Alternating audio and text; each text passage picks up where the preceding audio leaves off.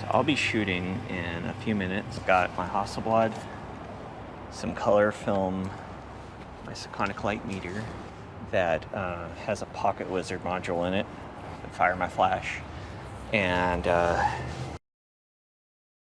lost the whole talking head part about what film I was using and all that good stuff, so let's just cut to a voiceover while I'm working. You mind if I record for the vlog? No, I'm just kidding. I think it would be kind of cool, like if you're up here, I'll have to get the... Actually, I don't know if I need to get the flash down up there.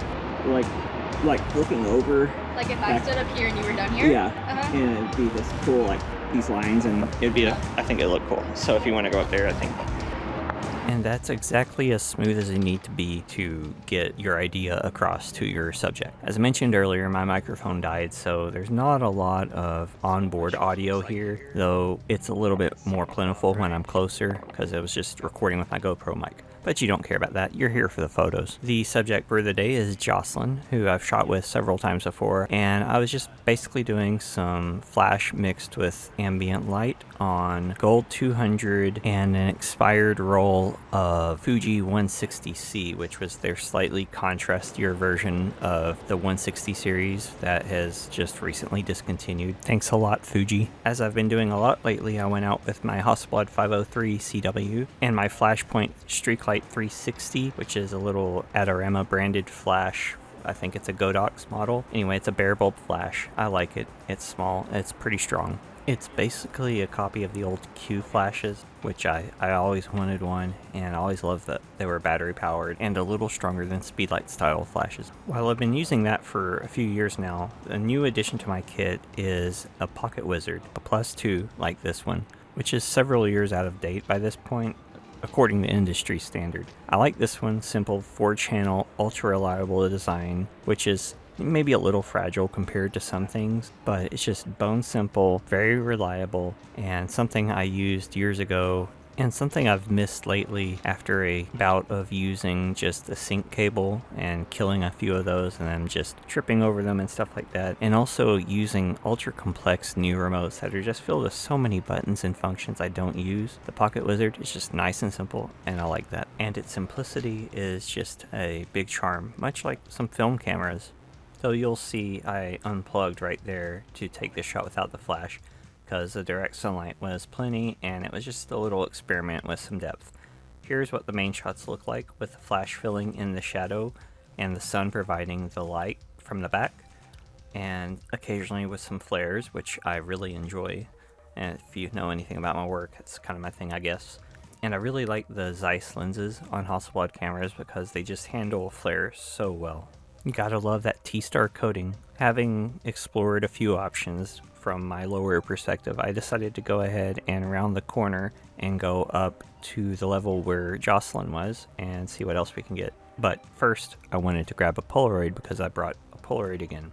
I go in fits with Polaroids. Sometimes I'll shoot them non-stop, and other times I might take months between shots. I guess it's good timing to start shooting them again because they have new formulas out, and the color looks to be even more improved. But I still have 5 or 6 packs left before I can buy some of those, and so I really need to get on that and shoot through those so I can try the new stuff. This is Zi-type film from last year that I taped a battery pack to the bottom of, a little battery hack for SX70s. I think it turned out mostly well, even though the warmer weather definitely affected it. Yeah. Yeah. This is where I doubled down on the backlight and using the flash to fill the shadows and create interesting light on Jocelyn's face. It's also where I attempted to add some color coordination in. Her hair is newly dyed very yellow, and these little guardrails used to be a deep yellow before being bleached by the sun, so I figured I could play with that and some of the lines in the area, and it's also just something interesting to pose with, kind of some urban architecture kind of thing going on here. Not everything has to be very blatantly spelled out.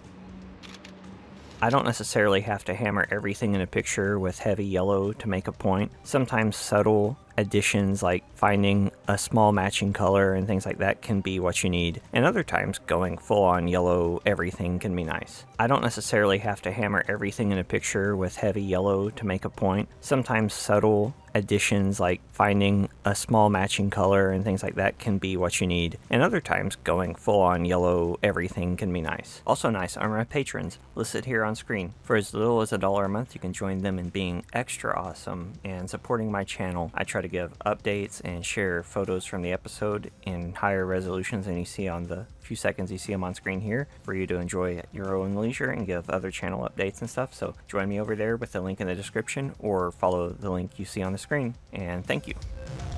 I wanted to have her hanging on or standing on or something like that, those guardrails, but they're very wobbly, you know, just not very stable at all. So my standard practice is basically work with an idea or a spot for about half a roll or sometimes even just a few shots and then try another one. You can always go back to it if you find that the other stuff was working better. And overall, I'm pleased with what we did here. I'm glad I didn't overstay it, although we do move on after a few shots of this next one, but I'm pretty happy with the rhythm we were on here, and I have to remind myself to move around occasionally. It's important to remind yourself that not everything has to be a quote-unquote banger. Just keep working, keep trying. Don't worry if the last shot or the last 20 shots were perfect or not. You may have missed a few, but you've probably hit a lot more than you think you have. I was liking how the backlight was coming in, a little diffused by the clouds, and I had the flash there to put a little bit of, basically it was front lighting that would act almost as rim lighting on these initial shots. Here's something you should look out for. Well, I like that too. I often find that people fall into very natural and often extremely good poses when I'm just setting up or fiddling with the next shot. They relax and they just fall into their natural posture, which is often more of a pose than they realize. And then from there, you just augment it as you go, and like the foot up here, which she suggested, by the way, and then you just kind of run with it. Another reason not to just shoot a pose for like a whole roll or whatever is that sometimes it doesn't work, but I find often that it does, and I think it's totally worthwhile to spend a couple of frames, or at least a frame, on an idea, even if you're not 100% sure about it. As you see with how I shoot in circles around subjects sometimes, and how I move my flash in circles around subjects, it's the same approach. I think I'm using Kodak Gold 200 here, by the way, and I haven't cloned out the flash or cropped it out on that spot or anything because, I mean, it's going on a video. I'll clone it out if I decide I need it for something, or maybe it works. And once again, I decided that we had tried out a good number of possibilities here, and it was time to try another setup. But not before I took one more Polaroid. I used the mint flash bar on almost all of these, by the way.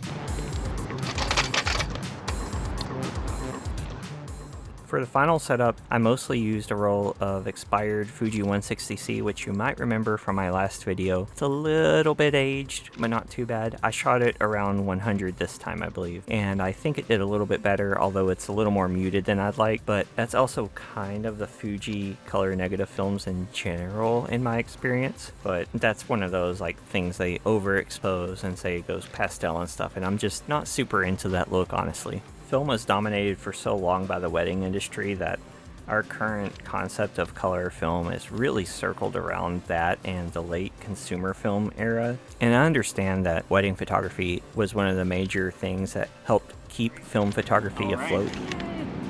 You good? Alright, that's 4 rolls, that's pretty good.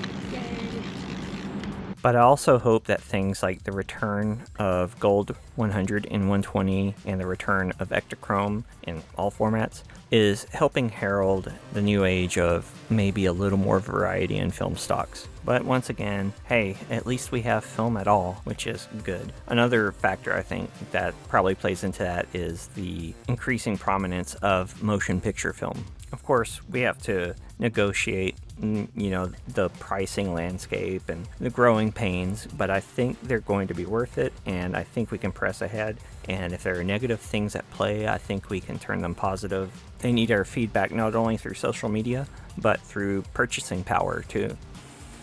If you enjoyed this video, don't forget to like it, comment, and subscribe and turn on notifications. And while you're at it, click on one of these videos on your screen right now. I'll be back really soon with another video. Thanks. Bye.